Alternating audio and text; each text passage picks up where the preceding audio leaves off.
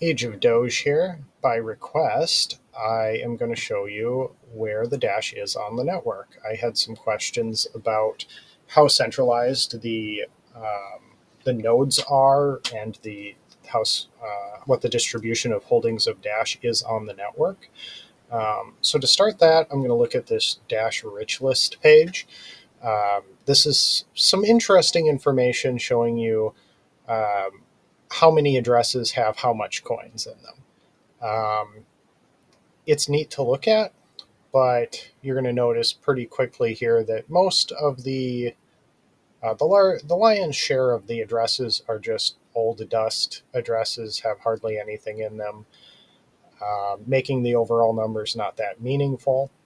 The next thing to notice is that the 1,000 to 10,000 dash uh, level here, and this completely overlaps the master nodes because regular nodes are 1,000 and evolution nodes are 4,000.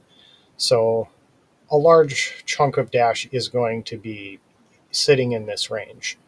Um, and this is one of many examples of little nuances between chains that make using this kind of uh, data for any kind of cross chain comparison really problematic.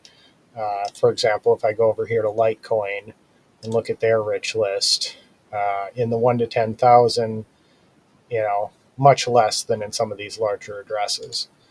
So, um, and master nodes don't, number of master nodes doesn't necessarily tell us that much because one person could own many master nodes and one master node could be owned by many people.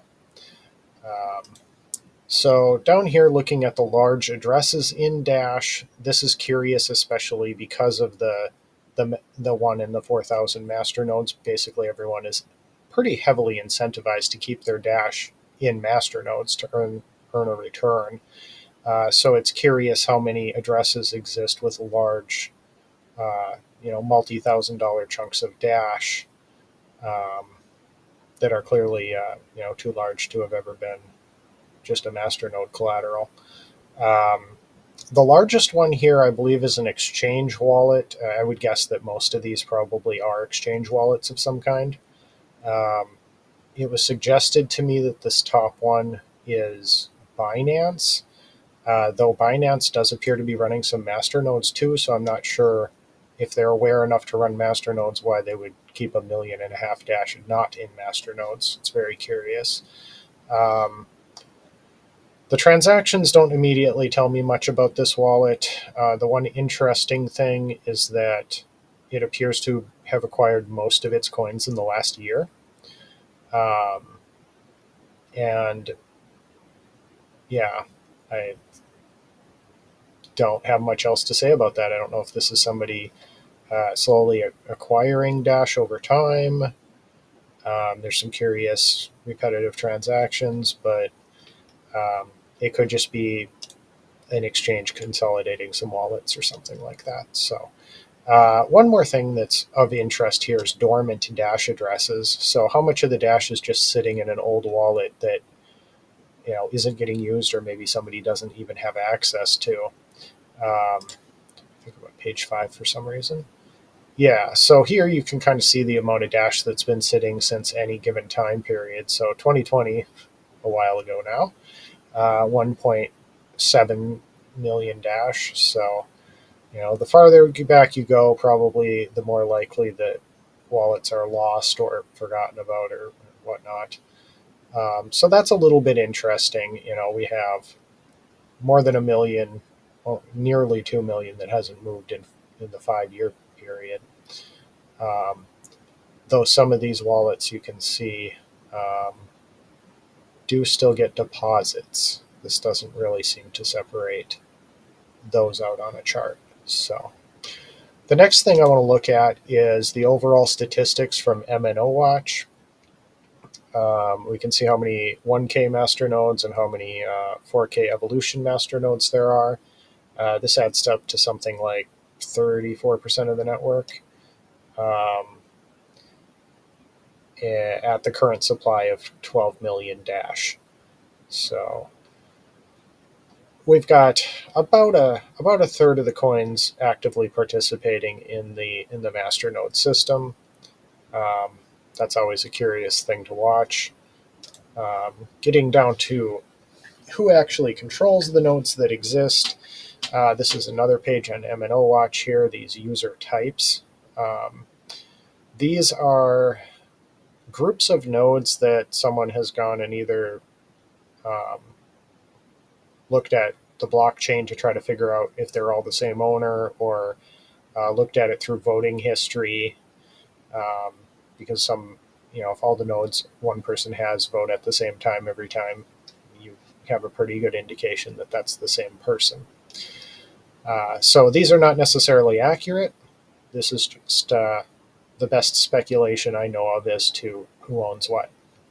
So currently, the largest uh, holder in this list would be 229 masternodes, and if we click on this group of nodes, to me the interesting thing is that they're all regular masternodes, no evolution nodes at all. So they have 229, but they're all just 1,000 nodes, 1,000 dash nodes. Then we have ones that are believed to be controlled by Binance. They have 188, also all 1,000 dash nodes. So they have no evolution master nodes. In fact, the largest group that actually includes evolution masternodes is CrowdNode, which is the service that's integrated into the Dash wallet, the Dash mobile wallets, that allows you to pool your Dash into a node with other people. So these are nodes that are not all owned by one person, and they are actually running quite a few evolution masternodes. So it's interesting that this. I would assume a very large number of users compared to the number of nodes um, are the ones that are actively participating in the evolution masternode network. I think I had to go all the way down to number 20 here, yeah, before I ran into one group of nodes that were actually including evolution masternodes. So, and that's only 9 nodes.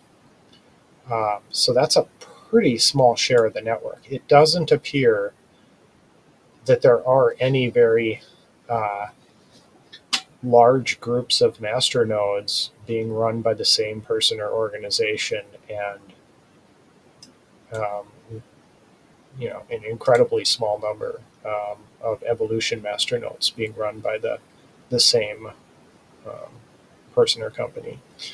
So that gives you probably as good of an idea as I have as to what the overall distribution of Dash is on the network. If anyone has any further questions or anything else here that that you'd like me to look into or explore in a future video, let me know.